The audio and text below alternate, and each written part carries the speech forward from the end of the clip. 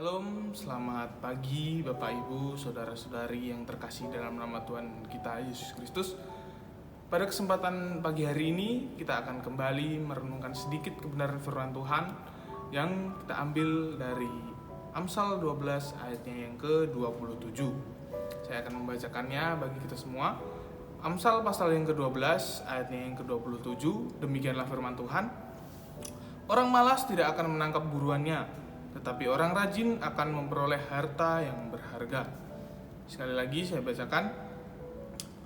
Orang malas tidak akan menangkap buruannya, tetapi orang rajin akan memperoleh harta yang berharga. Berbahagialah orang yang membaca, mendengar, merenungkan, bahkan melakukan firman Tuhan dalam kehidupannya sehari-hari. Pada saat pagi hari ini Bapak Ibu, kita akan belajar mengenai orang yang malas tidak akan menangkap buruannya. Arti kata malas menurut KBBI adalah tidak mau bekerja, tidak suka bekerja, dan kita tahu bahwa malas itu adalah orang yang tidak suka dengan hal-hal yang ribet seperti itu. Lebih suka cara yang instan dan tidak merepotkan dirinya sendiri. Dan kata buruan di sini itu adalah target, di mana kita akan menargetkan sesuatu atau hal yang kita ingini adalah menjadi buruan kita. Dalam kehidupan kita sehari-hari, kita sudah pasti memiliki buruan atau tujuan kita. Dalam bidang pekerjaan mungkin kita ingin mendapat gelar yang tinggi, mendapat posisi yang tinggi dalam perusahaan kita. Mungkin dalam pendidikan kita ingin mendapat ranking 1 atau mendapat IP yang tinggi, cum laude. Namun bagaimana cara kita mendapatkan tersebut kalau kita hanya bisa bermalas-malasan? Demikian juga dengan kehidupan rohani kita. Kita memiliki buruan di mana kita sebagai orang percaya yaitu bisa segambar dan serupa dengan Allah.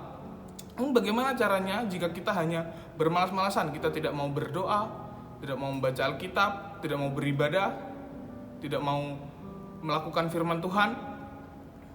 Kita tidak akan mendapat buruan kita yaitu segambar dan serupa dengan Allah.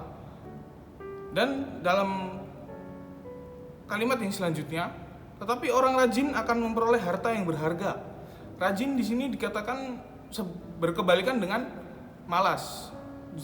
Orang yang rajin pasti akan suka bekerja, suka melakukan hal-hal yang bisa membuat dia sukses dan tidak bermalas-malasan seperti itu.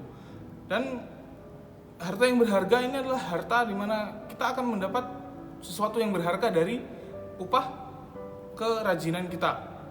Kita sudah bekerja keras, kita berjuang bagi kehidupan kita, kita akan mendapat harta. Dalam kehidupan kita dicontohkan seperti yang sebelumnya, dalam dunia pekerjaan mungkin kalau kita rajin kita akan mendapat gelar yang tinggi. Bos kita menyayangi kita, karyawan-karyawan yang lain juga mengasihi kita. Dan dalam dunia pendidikan juga, kalau kita rajin, kita giat, kita tekun, kita akan mendapat ranking 1. Dan bahkan kalau yang berkuliah bisa mendapat IP 4,0 dan mendapat gelar cum laude dalam kehidupannya, dalam perkuliahannya. Dan bagaimana dengan kehidupan kita, kehidupan rohani kita? Jika kita rajin, jika kita melakukan firman Tuhan, rajin berdoa, rajin beribadah, kita akan mendapat buruan yang kita tujukan seperti yang saya jelaskan sebelumnya. Yaitu kita akan mendapat harta yang berharga. Apa harta berharga tersebut? Satu dengan Kristus, kita menjadi serupa dengan Allah, dan kita mendapat hidup yang kekal bersama-sama dengan Allah.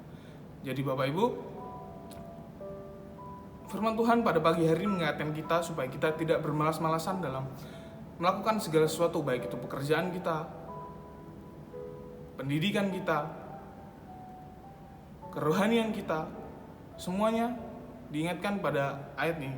Orang yang malas tidak akan menangkap buruannya, tetapi orang rajin akan memperoleh harta yang berharga. Jadi, mari kita rajin untuk mengejar, memburu buruan kita, supaya kita mendapat harta yang berharga. Amin. Selamat Selamat pagi, selamat beraktivitas, Tuhan Yesus